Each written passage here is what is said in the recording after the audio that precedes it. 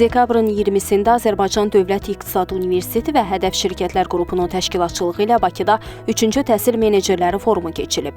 Sərgi təhsil sahəsində çalışan mütəxəssislərə ən son texnoloji yenilikləri bir arada görmək, təcrübədən keçirmək və innovativ həllərlə tanış olmaq imkanı yaradıb. Tədbirdə çıxış edənlər təhsil texnologiyalarının təhsil prosesinin inteqrasiyasını müzakirə edərək bu sahədə atılacaq addımları vurğulayıblar. Təhsil sahəsində texnologiyanın önəmi, xüsusilə də rəqəmsal təhsilin və onlayn platformaların artan rolu qeyd edilib. Yeni tədris metodlarından və texnologiyaların təhsil sahəsində necə tətbiq olunduğundan bəhs olunub. Bizim ölkəmizdə yetərincə təhsil idarə edənlər, yaxşı menecerlər var və biz bunları cəmiyyətə tanıtmaq, tətbiq etmək və bunlardan öyrənəcək gənclər ilə birlikdə onlara bir məkan təşkil etməkdir.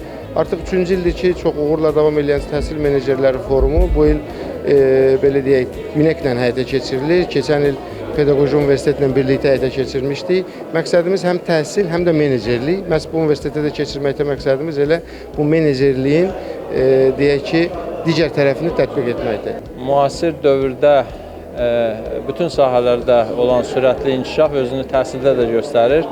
Təhsilin məzmununun yeniləşməsi, infrastrukturun yeniləşməsi və bütün bu prosesləri idarə eləməkdən ötürü də müasir dövrün tələblərinə uyğun təhsil menecerlərinin olması çox önəmlidir.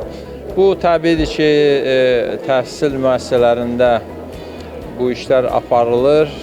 Pedaqoji Universitetdə də bundan bağlı artıq yeni ixtisaslar açılmışdır. Lakin zaman-zaman praktik olaraq bu sahədə çalışan insanların fikir bölüşməsi, yeniliklərlə bir-birinə deməli öz təcrübələrini bölüşdürmələri çox önəmlidir. Forumda moderatorluğu olduğum panelin mövzusu da təhsildə süni intellektin tətbiqi, imkanlar və perspektivlərdir. Yəni artıq dünyanın hər yerində süni intellekt həyatımızın bir hissəsinə çevrilibdir.